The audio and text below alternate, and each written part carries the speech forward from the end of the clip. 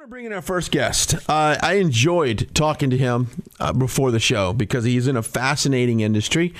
Mike Jones is a legendary auctioneer, and we have him on the show today. Good morning. Good morning. Yeah, I'm glad to have you here. And one of the first questions I asked you was, what types of stuff are we auctioning off? And I learned it was more than just in my head, it was cattle. Mm-hmm. And then second, when I said cars. Yep.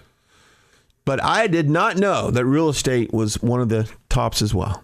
Real estate is probably the fastest growing segment of all auctions right now. In fact, I run an auctioneering school as well. And you can it's kind of a barometer on the interest level of the auction industry. So whereas 20 years ago, it would have been heavier on the cattle and the car side. Mm-hmm. Today, there's a huge shift. Probably 40% of the people that come to auction school today are going to get into the real estate sector. And I wonder why that is.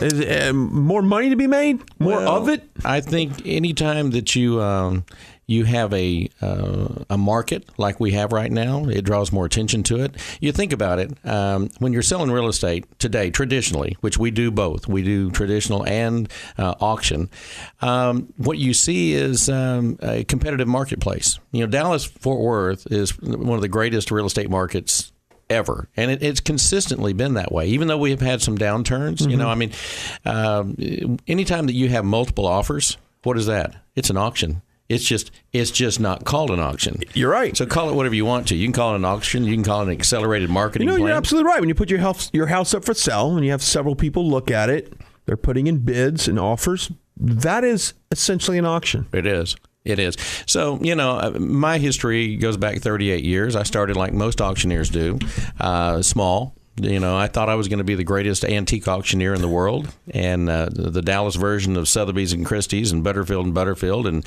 after about 3 or 4 years of that, we migrated into business liquidations, and then we did about 20 years of that, and then we got into industrial facilities and sold plants for Textron Finance and GE Capital, and worked our way into the real estate market. And I've been a real estate professional going back to 1983, so I've seen all the downturns. I worked with the Resolution Trust Corporation, RTC, back in the Reagan years, and during Bush. And so, I had the great opportunity to work with the FDIC and RTC and SBA. I mean, you name it. There's not probably a governmental agency we haven't worked with. I always like to ask this question. Do you remember the first thing you ever auctioned off?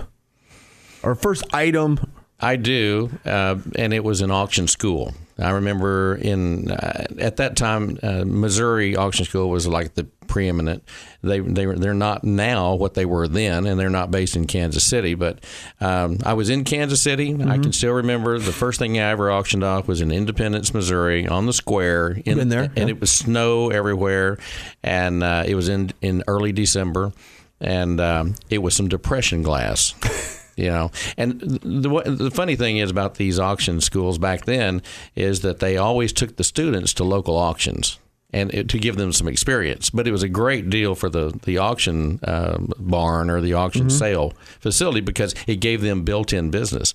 So if you bring in 50 students, who do you think's buying all the stuff?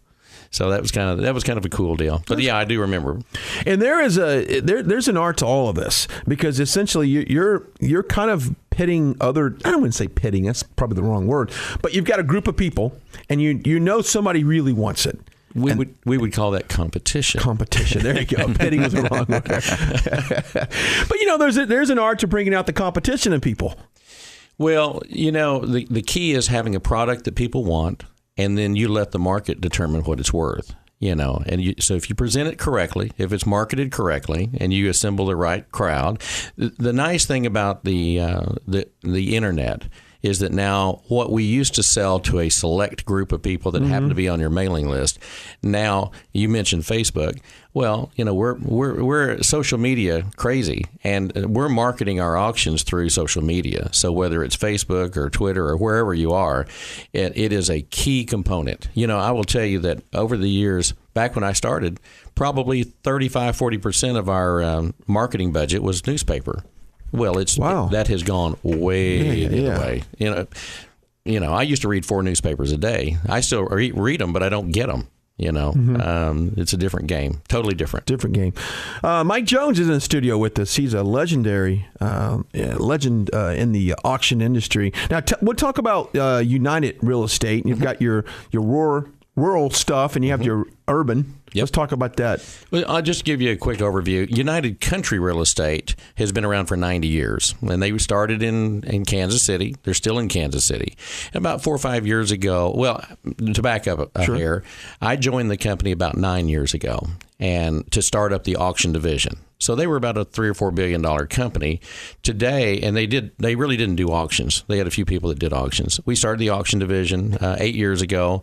Today, about 25% of their total business is auction. So it's a $4 billion company. And then about 5 years ago, we started the Urban brand, which I thought was genius. The very first office is right here in Dallas, in Lincoln Center, across from the Galleria. So we opened that office up. We have about 350 agents in that office. We also have offices in Chicago and D.C. and in about 30 markets right now. We're probably the fastest growing real estate company in the United States. What do those agents do in the office here? The funny thing is they don't come to the office. We kind of change the deal here. We have a different model. We don't really see the future of the real estate business having agents and brokers coming into the office. People work from their vehicle. They work off their phone. That is true. And so that's where we are. We have a different model. It's a 100% model, so that the agents and brokers that are in our company, they get all the commission. We work off of flat fees with our United office. Now our United Country brand, which is the older brand, we still do commissions and things of that nature, but we changed the model. But here's the unique thing about us: United Real Estate, United Country Real Estate, and United Holdings, which is the parent.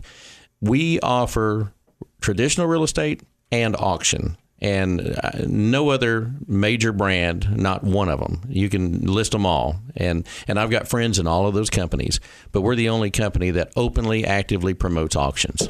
There you go. I like that business model.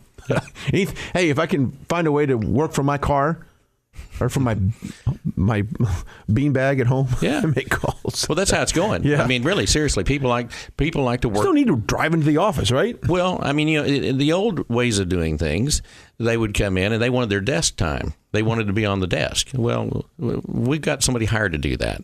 We want you out. We want you as an agent or a broker. We want you out working. We want you out. You don't need to be sitting in an office. You need to be out, driving some business in. Yeah.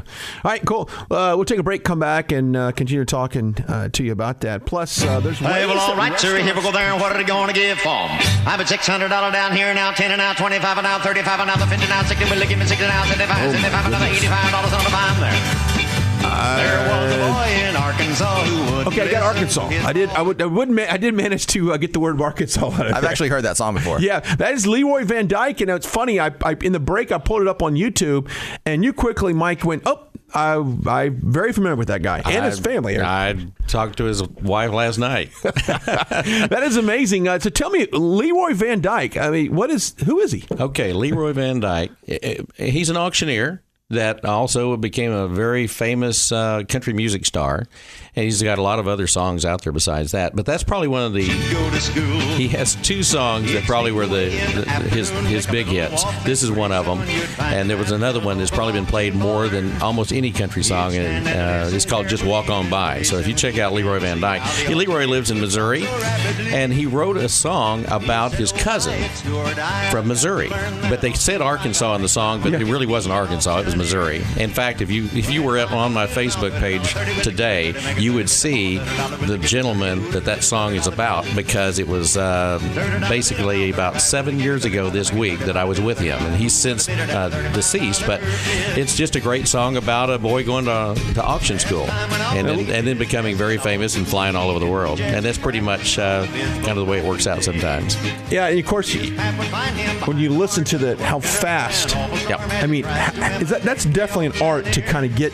It's all about rhythm. When we teach auctioneering, we teach number drills and we teach tongue twisters. So number drills and tongue twisters. And I'll give you, Brian, just a Michael's really good at this. Michael, you're really articulate. I think you would do well in this. Listen to this.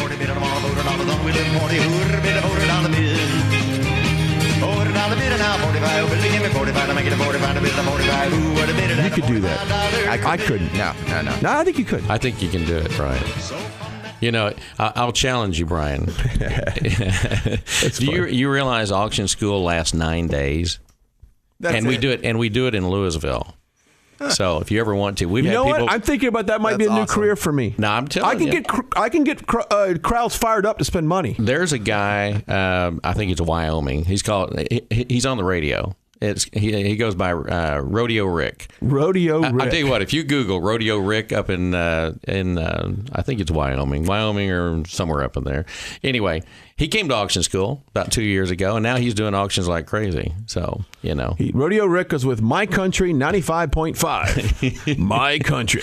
Rodeo Rick is a buddy of mine, and I tell you, he came to auction school, and now he's like he's the quintessential philanthropy auctioneer, and it's added a lot to his business, you know, and in the radio business. Now, well, you know, how many times do you go to a fundraiser and they get the weatherman? Delkus and I are friends. Yeah. Delkus comes out there, and sometimes they'll ask them to do the auction, and Delkus will be the first to tell you, I'm no auctioneer. Mm-hmm.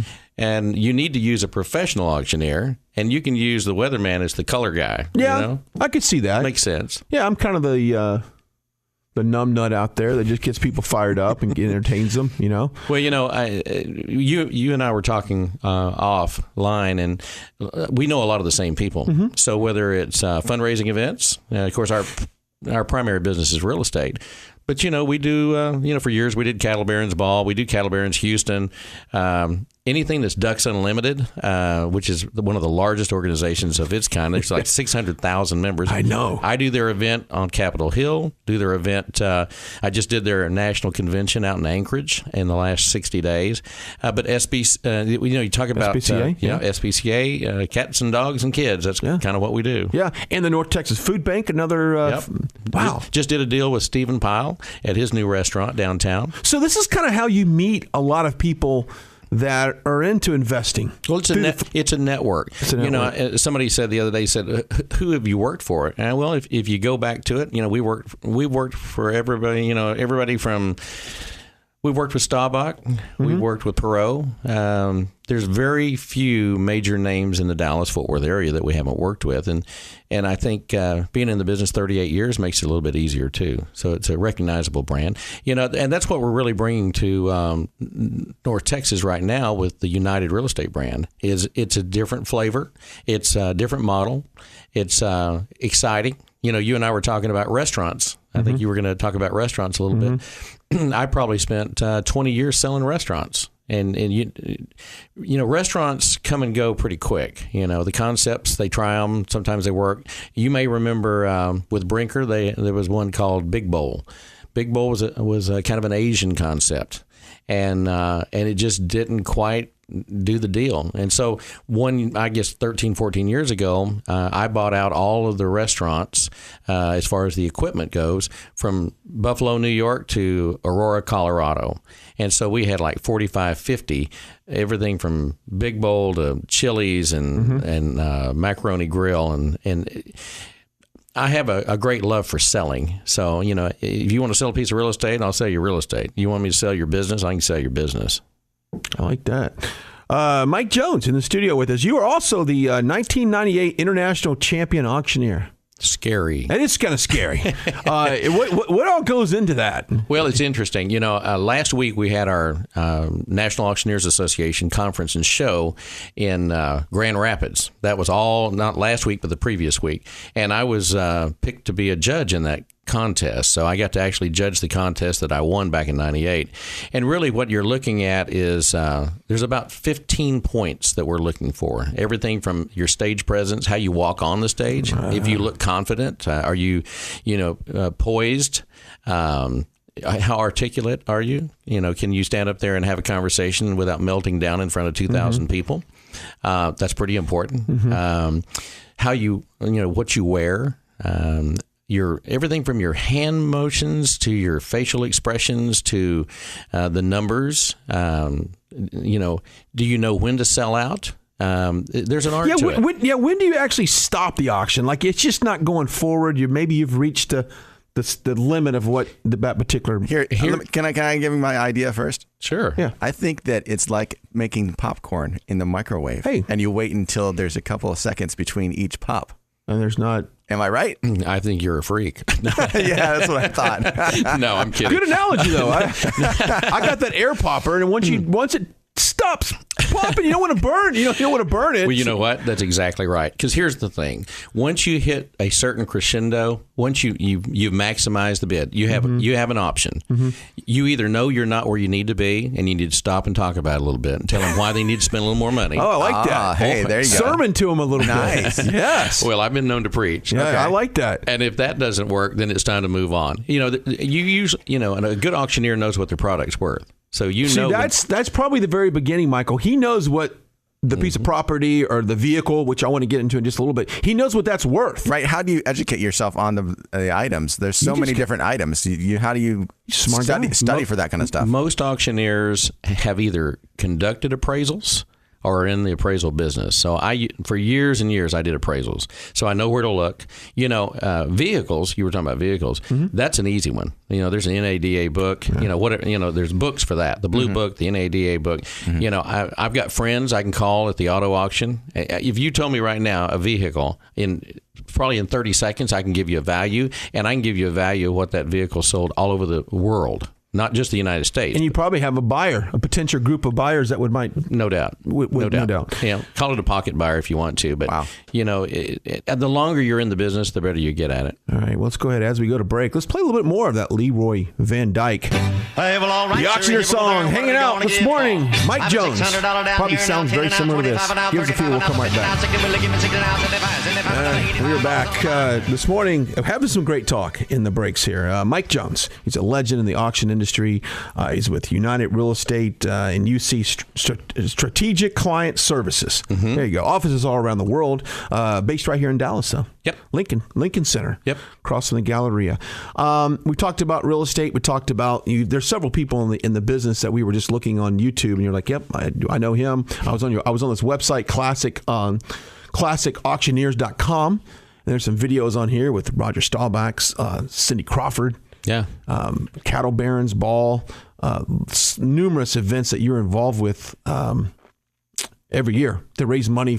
The philanthropic giving in this city is probably like no other. There is not another city like Dallas. I do auctions all over, and I do New York. We can be at the Racket Club in New York City on Wall Street, which I do. But I've never seen anything like Dallas, Texas. And it is the fundraising mecca. I work a lot with St. Jude Children's Hospital. I work a lot with Scottish Rite Children's Hospital. We raise money for them every year. And literally I could do a fundraising auction every weekend. So, and we do a lot, we have a fundraising season, from say February until, I guess probably the first part of June. And then we take a little hiatus during the summertime, and then we kick back in around August. We've got a fundraiser coming up for Fort Worth Catholic Charities here in about 2 or 3 weeks. And then we'll kick in high gear September, October, and wrap it up in November. So, we'll do about 40 of those events, and then of course we do Dallas, the Dallas Can Academy, which is that we used to go by Dallas Can Academy, but now it's called Texans Can and America Can Academy. So we do that sale every week, and that is a United sponsored auction as well. So we have a great partnership between United Real Estate, United Country Auction Services, and the folks at America Can Cars for Kids. It's been a great relationship. We've been doing that auction for about 5 or 6 years now. And I love all the media you see on it. You constantly hear the ads. I love that. They do a great job of marketing that. Speaking of cars, first thing that came to my mind this morning was Fast and Loud. Yep.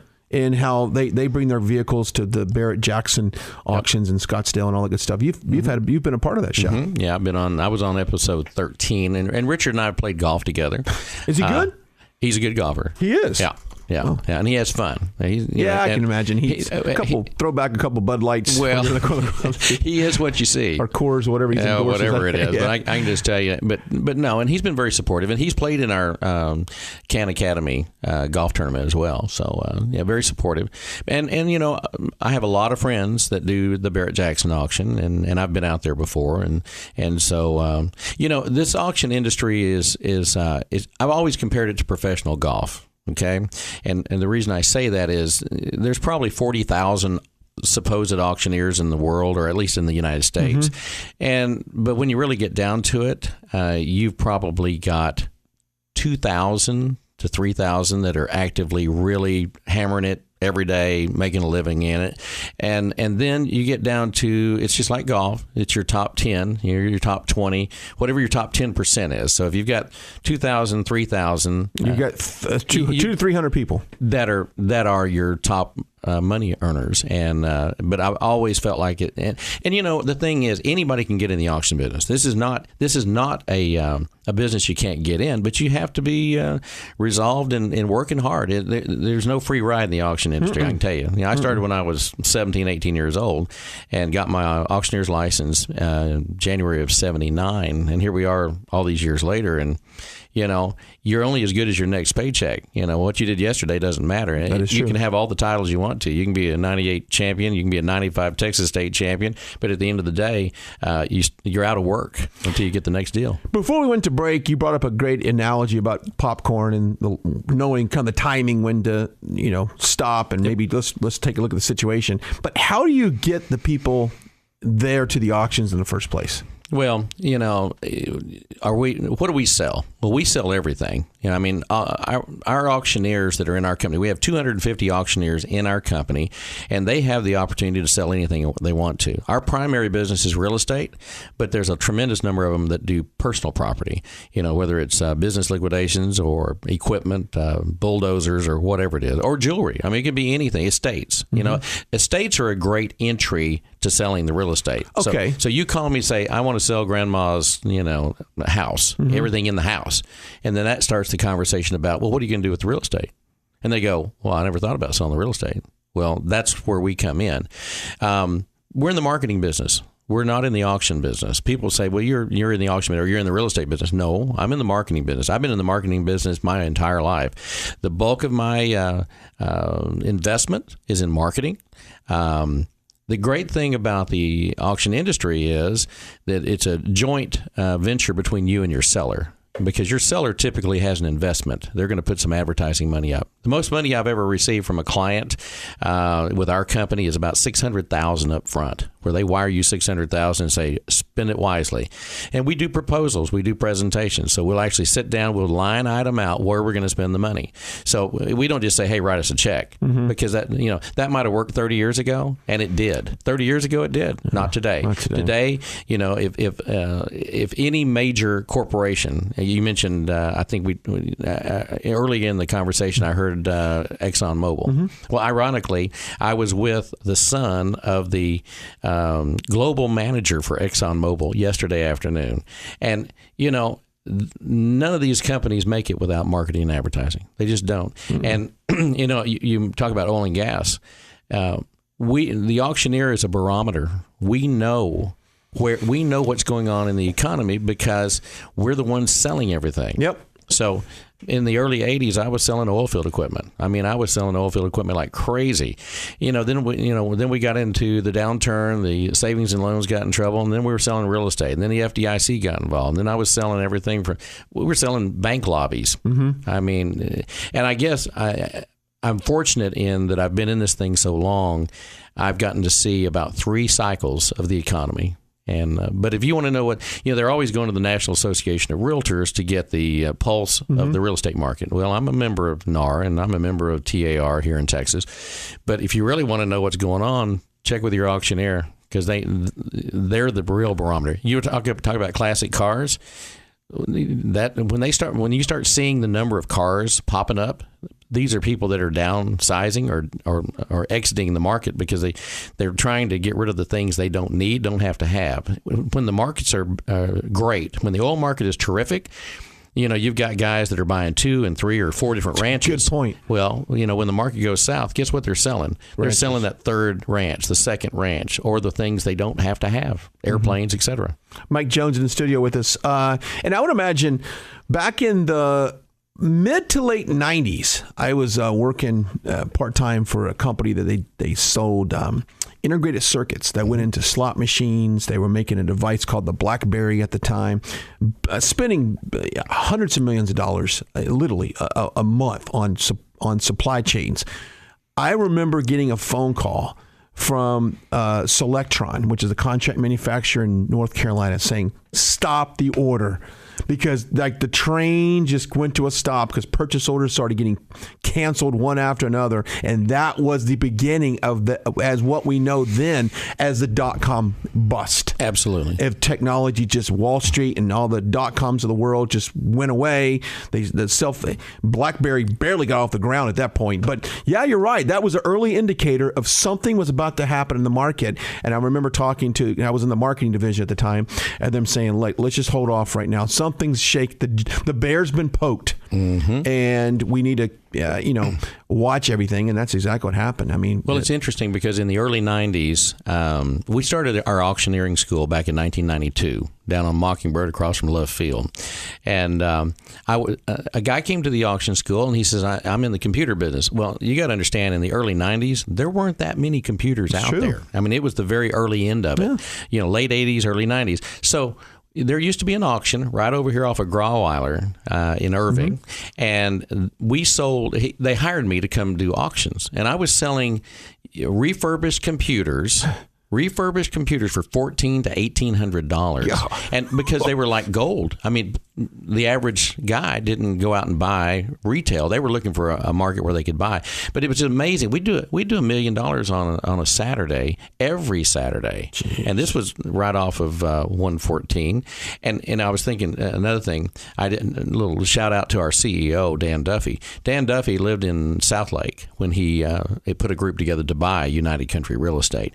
He actually was with ePartners, a company in Las Colinas, within 5 miles of here. He was basically in the technology space. And so that tells you the difference between us and a lot of companies. He was in the technology space. He was Microsoft's Global Partner of the Year, and then cashed out and bought United Country. So basically, the real estate business has been a very sleepy business where technology has not been the driver. Well, that's one of the big differences between United Real Estate and United Country, because we are in the technology business. We're all about driving activity to our websites. We've got one of the best, probably one of the best technology platforms there is in the world. Nice. Website you want to throw out there for people to visit to get more information? You can go to unitedcountry.com. UnitedCountry.com. You can go to our United Real Estate Dallas site. That's right here in the Dallas area.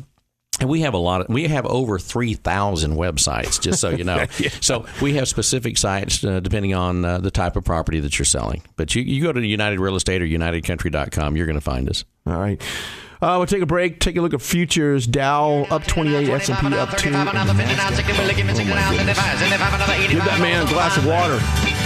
There was a boy in Arkansas who wouldn't listen to his ma when she told him. And by the way, I saw that boy in Arkansas on his phone in the break. I did.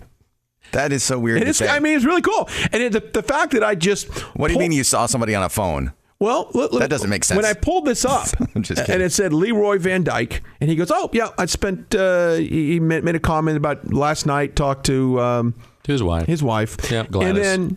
And then the song references a boy from Arkansas. Yeah. And oh, by the way, I just saw a picture of that boy on his phone. Amazing. So there you go. True story.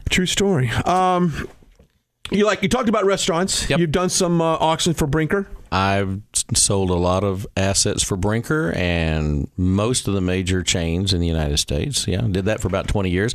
Been a member of the National and the Texas Restaurant Association. Look at you. Yeah. Wow. In the restaurant industry, and at one point in my career, I started a franchise in North Carolina. We sold it, had about 5 years, made good money on it, but it was time to exit.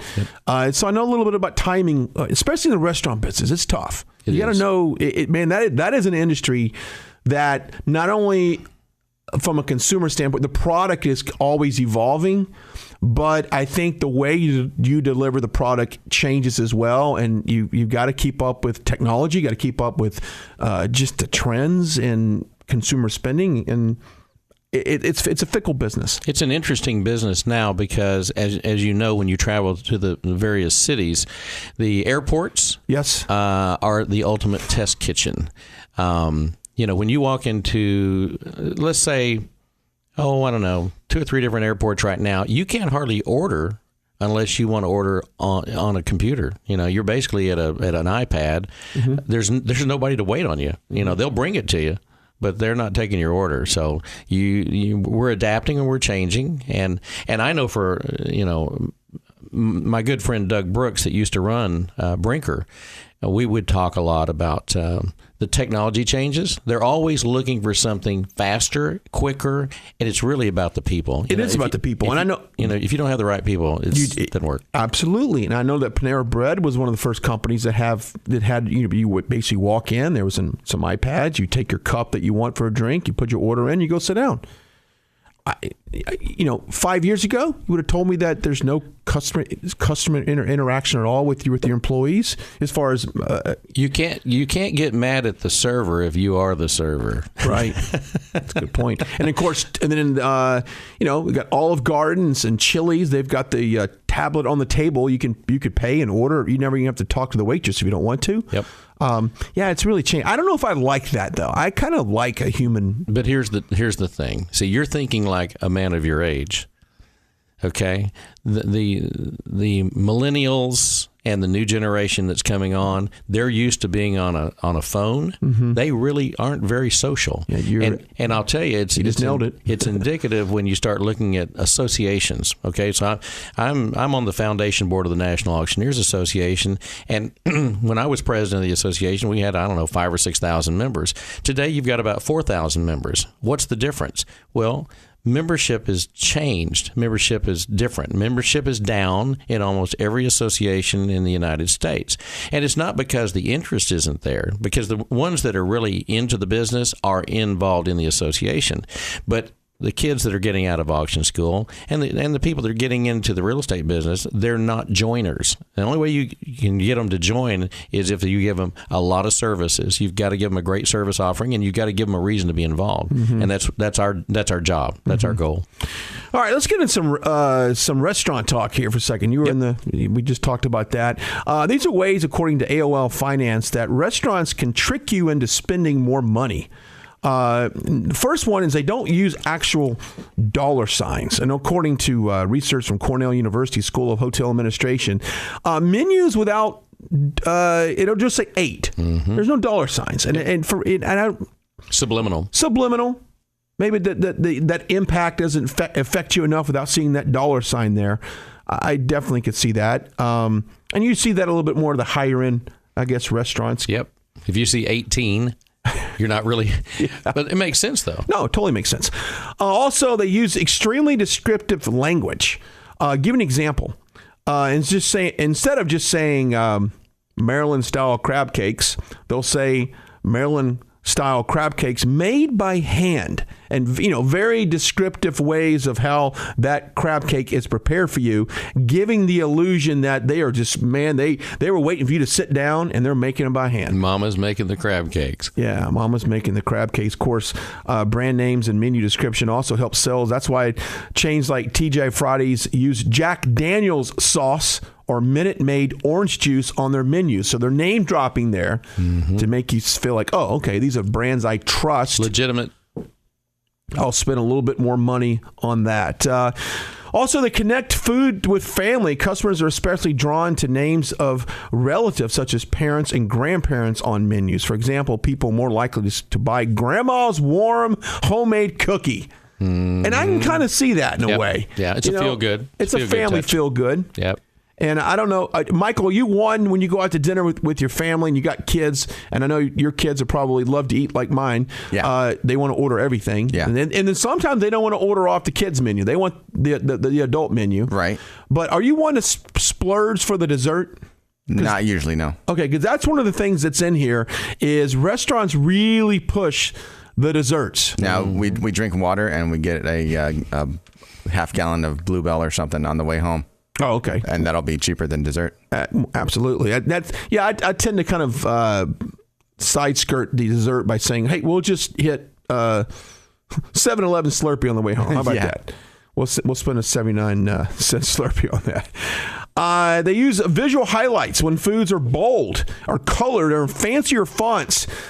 that is associated with a little bit of a higher end type of product. So that kind of fools your, I guess subconsciously you're thinking, oh, if it's in italic, font or a bold font, apparently that must be worth it. I find it interesting too on the menus where they put the dietary thing, the little symbol on there that is supposed to be one of their better dietary items. Mm-hmm. If you notice that off to the right, it'll have a little symbol, and so that automatically makes you believe that it's super healthy, right? Which it may or may not be, but compared to the rest of the stuff on the menu, it probably is. It probably is, but if they give you three times the quantity, right. That's the biggest challenge I see in the United States is we just pile so much food on the quantity. Oh my gosh, yeah, that's why we're obese. I mean, you don't need that much food. That's absolutely right. You've seen the way that they try to advertise some of these desserts, though, right?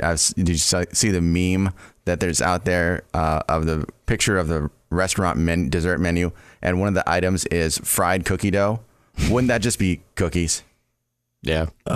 Yeah. One of these last things, I know we're running out of time on this topic, but they analyze your reading patterns. In other words, what is typically listed first on the menu is generally what people tend to gravitate towards and to order. And these are unlimited menus, of course. So I guess that's just with the way your eye, flows and the way you read.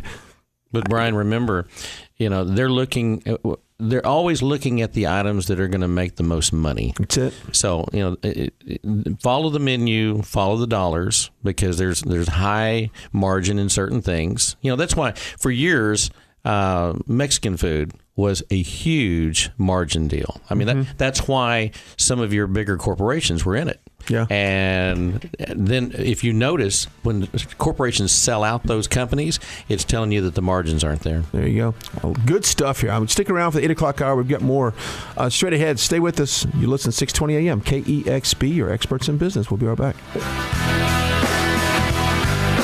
Talking auctioning. We're talking about automotive, real estate, antiques. We're talking about it all. And of course, we have a legendary auctioneer in the studio. Mike Jones is with us this morning. And I've just really enjoyed our conversation, and mainly because it seems like everything, if something is for sale, that's essentially an auction. Yep. You got different buyers. Real estate, you got your house for sale and you have 5 buyers. That's essentially an auction. Yep. I think the main thing is to just say accelerated marketing plan. That's what we do. We accelerate the process. We bring the buyers to the marketplace in a quick way. If you want to, the way we determine whether we're going to have an auction or not is based on criteria. 1, what's the motivation of the seller? What's their urgency to sell? Do they have an urgency to sell? If they have an urgency to sell, it may be the right fit. Mm-hmm. Is there equity in the property? If somebody says, "Hey, I want $300,000 for that property," and you go, "Well, what do you owe on it?" $300,000. Well, that's probably not going to be a good fit for an auction. You need to have you got to have a little room to work here. I had somebody call the other day and they said they wanted to sell their property. I said, what do you think? What do you think it's worth? And they go, well, based on the previous appraisals, it's probably around $700,000. What kind of debt are we looking at? I only owe $200,000 on it. And now it comes down to, do you want to sell it today? Do you want to sit there with a sign? What do you want to do? I mean, what are you really motivated to sell, or do you want an appraisal? I'm so glad you brought this up. I know my kids aren't listening, but over the last week they had some, some tennis shoes, some basketball shoes. They wore maybe 5 times, paid $120 for them. They're too small, whatever the case may be. So there's little local sites you can put your items up, and people can bid on them or whatever. So the price came out. And my wife put a really high price, and Caden goes, "No one's going to pay that much." And she goes, "Well, how bad do you want to sell them?" Because I want to sell it bad. So I said, then drop it, put a price on there that you don't have to wait around. They'll go, it'll sell. And I guess there's a lot of thought process goes into what should you, how badly do you really want to sell that product? And if you want to sell it, if you got to get rid of it today, then price it accordingly. You can do that. It's really interesting. I was looking at a property last week, and common wisdom would probably have said put a price tag of around $5 million on it. The problem is this thing hasn't been available to the market. in a long, long time. It's been with 2 families in 50 years, and it just hasn't been for sale. Well, the problem with that is with the market so hot in Dallas-Fort Worth right now, if you put a price on it, I can tell you, you've underpriced it when it sells in an hour.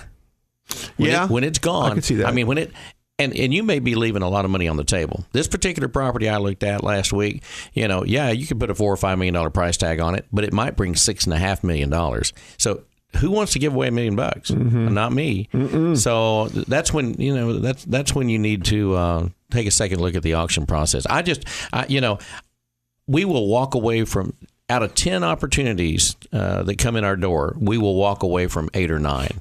We're only going to take 1 out of 10. That's kind of the average. It's always been that way. Yeah, because we're not in the business for practice. If we're going to take something, we want to know we're going to sell it, and we want to know that all the stars have to be aligned right with the seller, with the market, and also the demand for the property. Just because a guy says, "Hey, I want to have an auction," he may not be a good or she may not be a good candidate for an auction. It's not a silver bullet. It's got to be the right fit. That's a great point. I didn't think about that. Yep. Yeah, I mean, it may be the wrong timing on the market. Maybe their product that's not in demand. It's not going to happen, and you're in the business to making money too. So. Yep. The bottom line. All right, if you got a question for us, I did get a message on Facebook here, and in the break I'll check it. It looks like it's somebody asking a question. So yeah, hit us up on Facebook, 620 AM KEXP. Find us on Twitter as well at DFW Biz Today, BIZ Today. Find me on Twitter as well at Brian Glenn TV.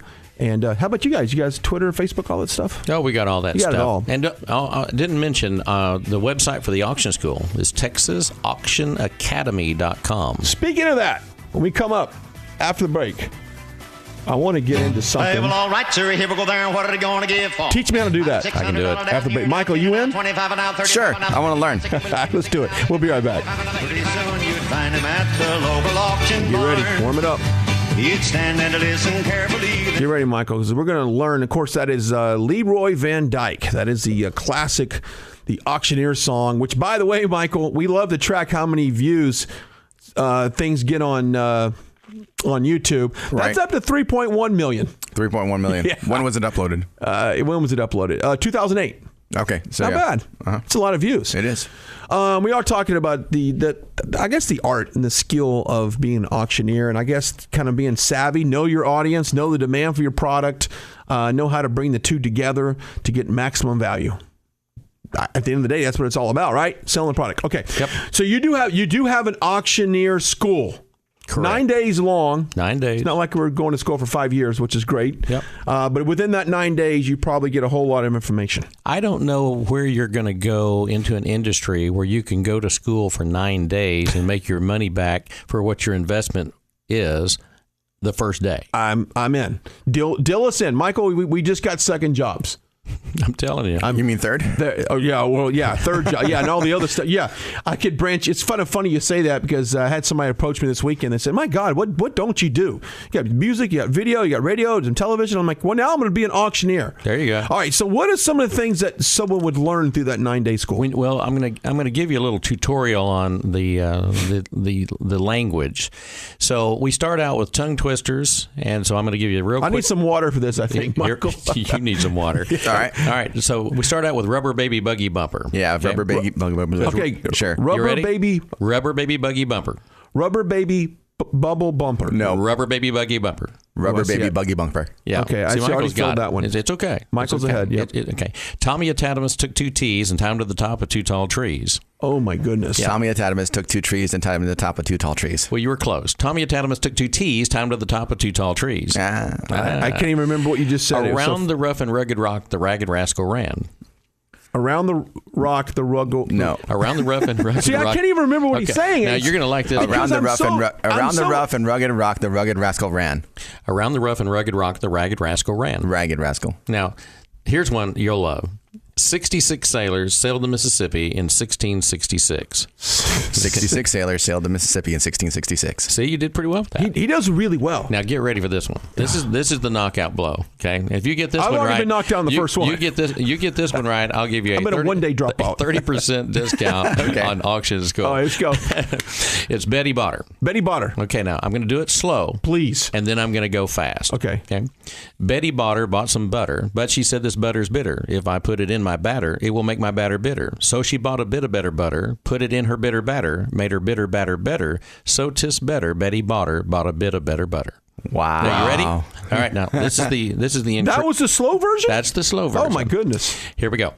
Betty Botter bought some butter, but she said this butter's bitter. If I put it in my batter, it will make my batter bitter. So she bought a bit of better butter, put it in her bitter batter, made her bitter batter better. So 'tis better Betty Botter bought a bit of better butter. How you like that? Love it. You love it. And he drops the mic. And I dropped the mic. Now, then we start doing the number drills. So naturally, we'll do the 1, 2, 3 up to 100. Okay. We hit the 100, we go back. Probably the one that works best with Betty Botter would be 10, 10, 20, 20, 30, 30, 40, 40, 50, 50, 60, 60, 70, 70, 80, 80, 90, 90, 90, 90, 80, 80, 70, 70, 60, 60, 50, 50, 40, 40, 30, 30, 20, 20, 10, 10. Then we'll do something like 2.5, 5, 7.5, 10, 12.5, 15, 17.5, 20, 22.5, 25, 27.5, 30, and 32.5, 35, 37.5, 40, 42.5, 45, 47.5, 50. Then we get up to 97.5, 100, 100 now, 97.5, 95, 92.5, 90, 87.5, 85, 82.5, all the way back down to. What if you have a problem thinking that fast? Yeah, I think that's the problem. I think I'm in a cobweb. Well, now here's the deal. This is the key. You do it so many times that it becomes second nature. Mm-hmm. If you throw a number at me, I've got a number to throw back at you. So if somebody said 50, now 100. 150 now, but to get 200, now 2.5, but to get $300 bid. 350 now, but to get 400, now 500. And see, whether it's dollars, tens, hundreds, thousands, 10,000 now 20,000. I've been 10,000 now 20, but to get 30,000 now, but to get 40,000, 50 now 50 now 5, 55, 60,000, 65,000, 70,000, $75,000 bid. So when you see these guys up with their raising the car, yep, that's it. Yep. Now, do you get it where one guy goes, and by the time you say him, the other guy goes? Yeah, sometimes, in fact, at our America Can Cars for Kids, what used to be Dallas Can Academy, we'll have 4 people have their hand up at the same time. Oh, wow. Now, I've got to decide who I'm going to go with, and usually it's whoever I'm looking at that moment. If I have eye contact with them, that's who I'm going to take. Well, let me ask you a question. That brings up a great strategy. Where do you sit? If where's the best place to sit at an auction? If I really want to bid on something and I want straight ahead. Yep. Right in front of the podium. Yep. You want to make eye contact with me because these people that are trying to be secretive. I got a guy that winks and all this stuff, and it's just I get it, but really, I mean, he may just want to go out with you. well, that's not gonna happen. But but seriously, now I used to have an old guy that used to come to my auctions, and that's back when I was selling out stores. I used to sell lots and lots of retail stores. When Walmart came on strong in the 80s, we were closing retail stores all over America. I had a contract to sell out something called Western Auto. So I sold 300 or 400 Western Auto stores. They were based in Kansas City, which it seems like a lot of my life has been in Kansas City. Yeah. I went to auction school in Kansas City, United Countries in Kansas City. There. And they have great barbecue there. So, I used to have this one guy that would stand next to me and he would pinch me. If he wanted to bid, he'd pinch me. And I'm just sitting there going, dude, really? I mean, I'd be black and blue by the end of the day. I'm going, I can just, dude, just wave your hand. But really, if you're going to bid an auction, don't try to be so secretive. I mean, you can be discreet, but you don't have to be, because what's going to happen is we're going to miss you. We're going to miss you. We're going to miss you. Something's going to happen. We're going to miss you because I'm looking over there. You think I've got you. Now, I'm blessed that I've got very good vision, and thank you, Key Whitman. Yeah, really. Peripheral vision. You can work the crowd. You're looking. The key, and a great auctioneer, frankly, is going to position themselves at an auction where they can see everybody. The auctioneer needs to see everybody. You need to be able to make eye contact with everybody in the room. Now, at some of the car sales, you'll have people standing way over there. Yeah. It's hard. I mean, and I've got people that take bids. We call them ringmen or bid assistants, and they're taking bids too. Right, and they're going to you, right? And they'll go yes, and they're relaying relaying the information. And of course, when you have a beautiful, like a Ferrari behind you on the stage, do you ever take time and say, folks, this is a 1967 Ferrari limited edition, number one in the whole, out of 250, you got to get it. When you're selling classic cars or rare antiques, you are going to stop. There's some times to stop and pump it up. You know it, and there's multiple reasons for it. Number one, maybe the price isn't where you need it to be, or number two, you got to remember you're going to be charging that seller a substantial amount of money, and you want to give them their due. You want to, it may be the only classic car they have. Maybe this is it. Yeah. This is their baby. That's been sitting in their garage for 40 years, and they're fine. And they've got separation anxiety anyway, and so it's rolling through. And the people they're crying. They got tears in their eyes. I was going to say, so there's emotion. You got to give them their due. You got to give them their time, and you got to show that you care and give them the due process. I believe this man can do that, Michael. Mm-hmm. I really do. I think when I can totally see that, especially with a house. Oh yeah. Oh man. Oh yeah. It's a big deal. Kids grew up in the house. Mom grew up in the house. Largest assets you ever have. Typically, other than your business, if you own a business, it's the largest. It is the number one asset that you have for your entire life. So it's got to be handled with kid gloves. That's why really good auctioneers and really good people that are people driven, mm-hmm. because I go by the golden rule on it. I'm going to treat you the way I want to be treated, and I'm going to give you your time. And it doesn't matter, frankly, if it's a $5 million property or a $5,000 lot on Lake Cedar Creek or whatever. We're going to treat it the same. We're going to give you the same due. Very good. I love it. Mike Jones is a legend. Matter of fact, he's a 1998 international champion auctioneer and past president of the National Auctioneers Association and a Hall of Famer member. Look at that. Amazing. Do you have a head of yourself somewhere? No, I don't have a bust, but I have a very large trophy. I'm very nice. There actually is there's a plaque with a bronze plaque at the national headquarters, and I have a duplicate of it in my office. And it's an honor because there's only so many people. And I actually inducted Congressman Billy Long from Springfield, Missouri, a week ago last Friday into the National Auctioneers Hall of Fame. We have 2 congressmen serving right now that are auctioneers. Very cool. And of course, how different is like steers and cattle? Mm-hmm. The State Fair of Texas tickets go on sale today. Ironically, I know that was the Grand Champion steers, a big thing to do there. How different is calling steers? Well, let's talk about that a little bit. So you have a market sale, which is your sale barn, your cattle sales. That is just steady Eddie rolling them through. You may, it's grueling. It's hard work. Probably the hardest working auctioneers, in my opinion, as far as actual time behind the microphone, are going to be your livestock auctioneers in a barn or a car auctioneer, because they may sit there. They will get a break, but it's grueling. Now, when you start talking about the Grand Champion at Fort Worth and Dallas, one of our instructors, Doak Lambert, he's a preeminent auctioneer. He does some fundraising auctions, but he also does the Grand Champions, and he's been doing Fort Worth forever. He does a lot of stuff at the Houston Livestock Show and Rodeo, and so we have some really great instructors. They come from Colorado, and Arkansas, and Texas. A lot of stuff on the weekend. A lot of stuff on the weekends. The weekends used to be prime time. In Oklahoma, there's parts of places in Oklahoma where prime time is every day. It doesn't. They're literally in Enid, Oklahoma, for example. I guarantee you, there's an auction every day of the week. It's just that's how they sell everything. 9 o'clock in the morning. There's probably an auction somewhere. Yeah. Oh yeah. Man, and we'll do 3,000 auctions with United Country this year. So 3,000. That's a lot of auctions. It's a lot of money. That's a lot of money. It's a $1 billion industry. It is. I forgot what you told me that the company did last year. Yeah, we'll do $4 to $5 billion. $4 to $5 billion in sales. We're talking to Mike Jones here in the studio. I'm finally going to get over to the Facebook and check that question that came in. But if you want to reach out to us on Facebook, do that. 620 AM KEXP. Or go to our Twitter page as well. And Mike's always doing a great job of putting all this information on there as well. But let's tell you what, we heard from the best. Let's try it one more time. This is Leroy Van Dyke, the Auctioneer song, live on 620 AM KEXP, your experts in business and auctioning. All right, we're back with a little bit of slower talk here. I can't go that fast. Come on, Michael. I'm really impressed by you though. You nailed that. I've got quite a few things memorized like that I could just run through. I've got to let you know how much wood could a woodchuck chuck, a woodchuck cook, chuck wood. I got buck up, brother Bill, because a bunch of bitter boys can turn into a bunch of bitter boys behind a big shoe smile. And I used to have talking about weather guys back in my TV days. When someone would say I need a mic check, it was always yellow ticket chicken dinner. Yellow ticket chicken dinner. That's a tongue twister. He would always just say yellow ticket chicken dinner. That's interesting. And so I started using that yellow ticket chicken dinner. 1, 2, 3, 4. Anyway, all right. There we go. That's madness. It is madness. Total madness. All the different industries that you've been a part of,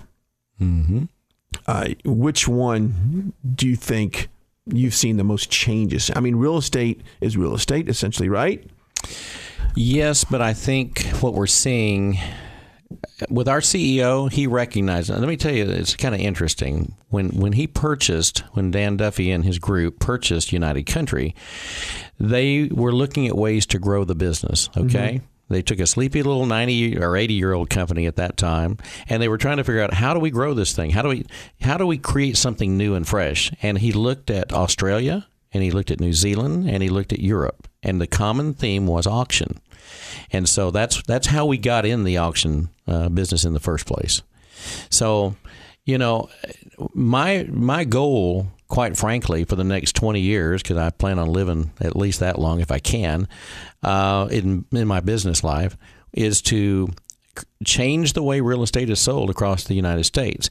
We are in a fast-paced society like never before, between the technology that we're using on our phones and our computers and our vehicles. Mm-hmm. Think about it. Think what you can do in your vehicle now on a screen that you could never do before. Well, now I think Chevy and some other manufacturers are coming out with cars equipped with Wi-Fi and that can power 5 devices. You're living in your vehicle. In your car. You're living in your car. So my job primarily is to change the way real estate is sold in the United States and then abroad. We have offices. When I joined United Country, we only had offices in the contiguous states here. We are now in Panama, Costa Rica, Mexico. We're going into Canada right now, and we have affiliates in Australia and China. So, the game's changing. The other thing that you need to remember, since we're talking about business, there's no borders anymore. Mm-hmm. I remember when I was growing up as a kid in Gainesville, up 70 miles up the road here, I didn't even think about advertising in Oklahoma. Well, it's only 8 miles to Oklahoma. Why wouldn't I? You know what I'm saying? Yeah. It was like there was this magical border they called the Red River, and I would barely advertise across the Red River, maybe and then back around 1984, 85, I auctioned off the post office building in Thackerville where WinStar's located. Mm-hmm. And that changed I go, you know what? I can sell something almost anywhere. So then I started doing statewide advertising. And I'm one of the few auctioneers in the United States, one of the very first to ever do statewide advertising through the newspapers.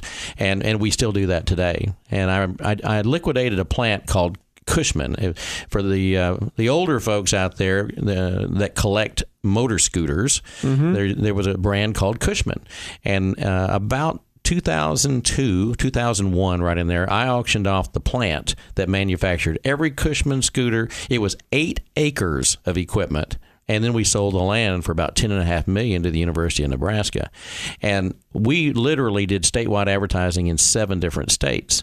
Because trust me, you're not going to draw a huge crowd to Lincoln, Nebraska, unless you do something pretty major.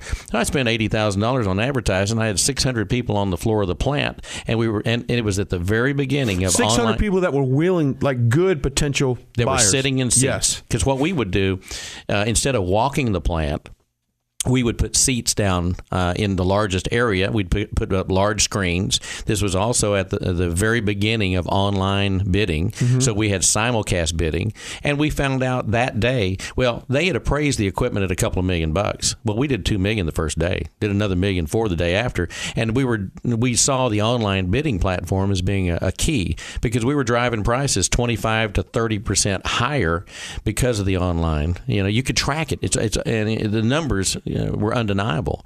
And so there's more people viewing around the world than sitting there on the floor. Well, here's what's funny. I was selling workbenches in this plant that at any time in my career, you would see them bring $75 to $100. They're bringing $250, $275. They're doubling. And you look at who bought them.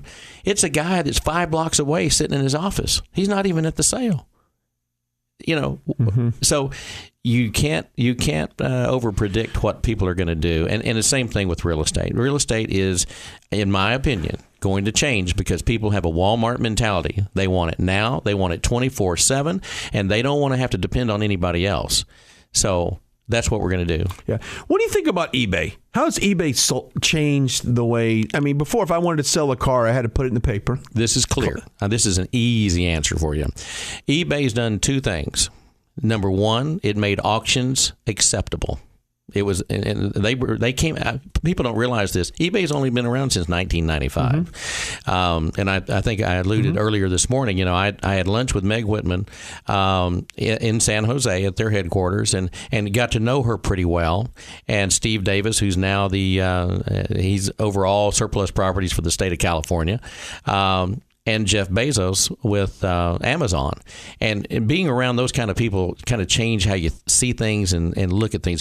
I want to say this one thing. You've always heard that you need to surround yourself with quality people because they're going to make you better, smarter. Always surround yourself with smarter people than you are, and you're gonna fare well.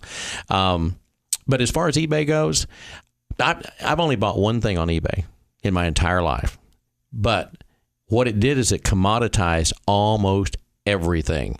Everything that we used to do as auctioneers 35 years ago, if we go into an estate, let's say we found a great piece of Steuben glass. I can go on eBay right now and find it. I might have spent my whole life looking for that one collectible piece. Well, now I can get on eBay, I can find 15 of them. So it's commoditized most everything that's in a state. And I think it brought something you mentioned, it brought the awareness. It's okay to buy things from an auction. Sure. It legitimized. There's a whole world out there that has never been to an auction. Never been to one. Mm-hmm. And so I think eBay helped us get recognized again. When my grandmother died, my mom did an estate sale and hired a company, probably down in Houston, very similar to you.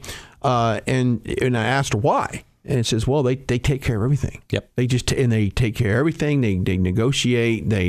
Turnkey. It's everything. That's what I like about an auction. Six Flags Over Texas hired me in 1989 to liquidate everything they had that was surplus.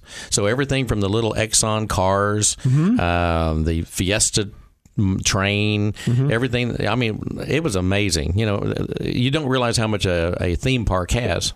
And so Bally's Corporation had bought Six Flags. And so in 89, they went around to all their parks from New Jersey to St. Louis. If it was a Six Flags park, they just started liquidating assets. And so we have the dubious distinction of being the only company that's ever liquidated everything that they didn't need at Six Flags Over Texas. Yeah, I was going to say, what is it, like a roller coaster? They had 2,000 pair of Acme boots. And you go, well, what do they do? Well, they were a sponsor. So every kid that worked in that park had to wear Acme boots. And then we sold a lot of cool stuff like the models for the roller coasters. I mean, the actual models under plexiglass. We sold a jail cell that they had used in the park. Signage, all kinds of stuff. Yeah, it was fun stuff. It was cool and so stuff. To this day, you have very unique opportunities to bid on stuff like that. I mean, I'm on your website now, classicauctioneers.com. What's another website I could go to if I wanted to kind of look at perhaps jumping it?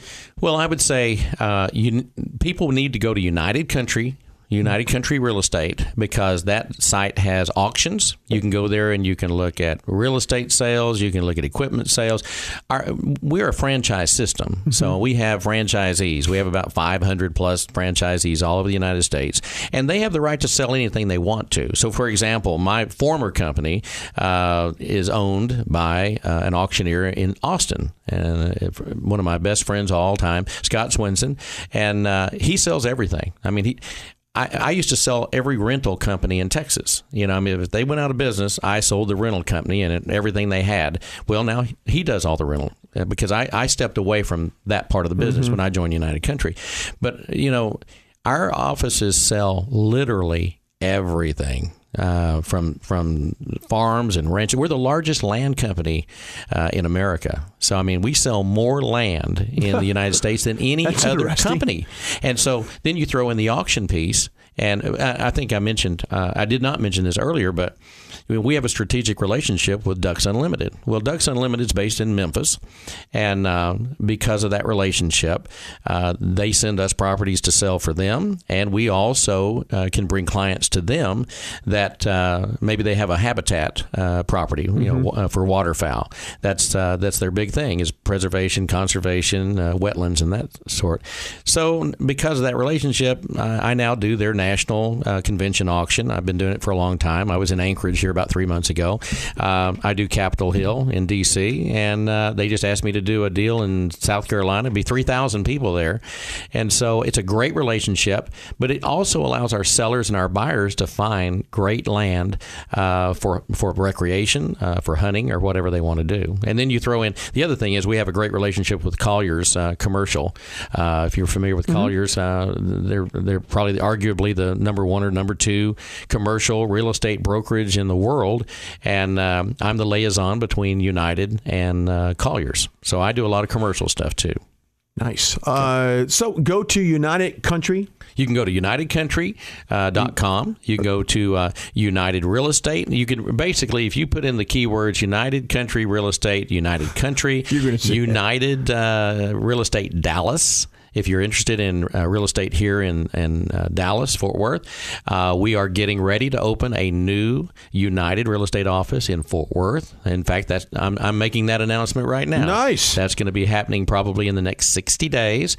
So we'll end up having probably somewhere around 500 to 1,000 agents in the Fort Worth area. So just keep your eyes out for United. If you see the word United and it's real estate, it's me. That's you. Yep. I love it. Yep. Take a look at the markets before we go to break. Dow down 27, S&P up 3, and NASDAQ up 3 as well. That's about as fast as I can read, Michael. I don't think my brain operates that fast. Speed up, Brian. Do you have like an opening act to these auctioneers? Maybe I can go out there and get everybody fired up.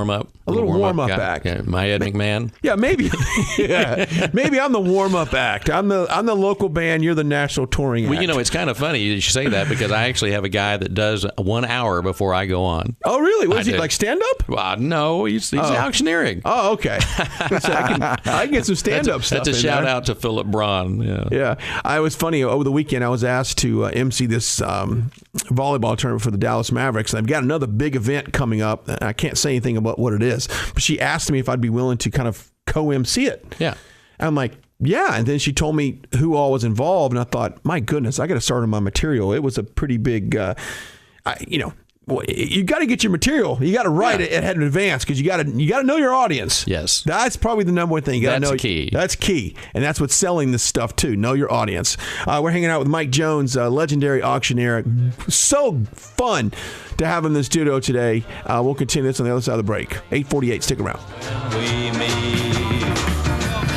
They've able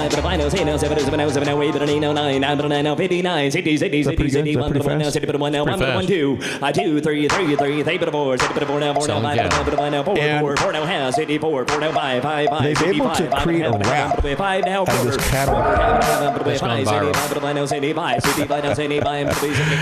Oh, that's fun stuff. All right, we're hanging out here this morning talking about auctions. But, why do people go to auctions? Well, when I was vice president of the National Auctioneer Association, we paid about $200,000 to Harris Polling. You're familiar with Harris? Yes. And also More Pace International, a study company, because we wanted to know. We asked all those questions. Like, why are you here? Survey. Why do people go to auctions? And why do you think? Why do you think people go to auctions? If I was to go to Barrett Jackson or an auction, it would be it's like I want to fulfill something that I didn't have when I was a kid, a dream. The number one reason people go to auctions is because they're fun. They're fun. That's it. Simple. We paid $200,000 for a 3-letter word. People have F-U-N. They're glad they got the N on there. Yeah, thank you for that. Yeah. No, it's true. Because look, if you go to Barrett Jackson, what's going on there? It's fun. They're having a big time. No, it's fun. And it's a party. Let me tell you. If you've never been there, you should go just for the experience, because it's not just an auction. It's fun to watch. Well, on TV. But they have a trade show. I remember the last time I was there, Carroll Shelby, the creator of the Shelby Mustangs and all that. He was sitting there signing posters and stuff. I mean, it's an event, and that's really what you want your auctions to be. You want them to be fun. We just added something at our America Can sale for what used to be Dallas Can Academy. We've added sound effects. I said, guys, I like sound effects. And they go, what are you talking about? I said, I want to be able to push a button and you hear the Jeopardy song or whatever it is. Yeah. And so we kick off the auction now with the song "Let's Get Started." Just stuff like that. I like that. You got see, there's your career right there, Michael. I could do that. You could do that. Well, I think you could be an auctioneer. Hey, you're Michael, really good I want to talk to you. Yeah. I want you to come up with some stuff for me. Yeah, but I could do that. I think. But what you're saying is, let's introduce a little bit of some audio bugs into this thing, and just make it just kind of. I call them earworms. Something that gets in your head and it's kicks entertainment. It off good. It's entertainment. You just played this clip of this guy. He's an auctioneer. I don't know where he's located, but anyway, they've added a rap to it. Andy Rock 21, Rockstar 21. There you go. And we got some cows here to start. Who's cranking 72? 72. Table to have them, but 3 but they're gonna have them, but they're gonna have it. But now send it for half. 4 now half, 4 now quarter, have them, but 475. 4 now 5, 5 but 5 now quarter, 5 but a quarter, 5 but a half, but 5 but 5 now say no 6 and quarter, quarter, have them, but 6 now 75. So would you incorporate a backbeat on your auctions? You could live. Easy. That would get people. You got to play to your crowd too.